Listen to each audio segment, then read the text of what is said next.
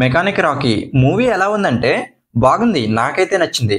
First half చూశాక cinema Assam అనుకున్నా, కానీ సెకండ్ హాఫ్ చూశాక వర్త్ వర్మ వర్త్ అనిపించింది. అలా ఉంది సెకండ్ హాఫ్. అసలు సెకండ్ హాఫ్ చూడాలంటే ఫస్ట్ హాఫ్ ని చాలా భరించాలి, అంత దారుణంగా ఉంది first half. Hello all, welcome to my channel nomadic cinema. ఈ సినిమా సెకండ్ హాఫ్ చాలా బాగా అనిపించింది. చాలా మంచి కాన్సెప్ట్ తీసుకున్నారు, అంతే బాగా ఎగ్జిక్యూట్ కూడా చేశారు. మంచి ట్విస్ట్లు పెట్టుకొని మనల్ని బాగా ఎంగేజ్ చేస్తారు. సినిమా అయిపోయాక ఫస్ట్ హాఫ్ మర్చిపోతే సినిమా మీకు మంచి ఎక్స్పీరియన్స్ ఇస్తుంది. ఎందుకంటే ఫస్ట్ హాఫ్ అస్సలు బాగాలేదు. ఫస్ట్ హాఫ్ లో వచ్చే రొటీన్ పసలేని లవ్ సీన్స్, కామెడీ సీన్స్ చూస్తే ఇదేం సినిమారా బాబు అనిపిస్తుంది. ఒక రొమాంటిక్ మూవీలో ఉండే అన్ని ఇంగ్రీడియంట్స్ ని ఇందులో పెట్టాలని ట్రై చేశారు. అదే ఈ మూవీకి పెద్ద మైనస్. ట్రైలర్ లో కూడా అదే చూపించారు, కానీ ఈ మూవీ జానర్ వేరే.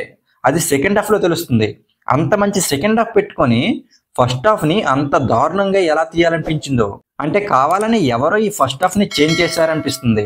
లేకపోతే ఫస్ట్ హాఫ్ కి సెకండ్ హాఫ్ కి అసలు సంబంధమే లేదు. స్క్రీన్ ప్లే వైజ్ చేసుకుంటే మంచి థ్రిల్లర్ అవ్వాల్సిన మూవీని అనవసరమైన లవ్ ట్రాక్స్, కామెడీ ట్రాక్స్ పెట్టి కమర్షియల్ మూవీలా ట్రీట్ చేసి తప్పు చేశారు.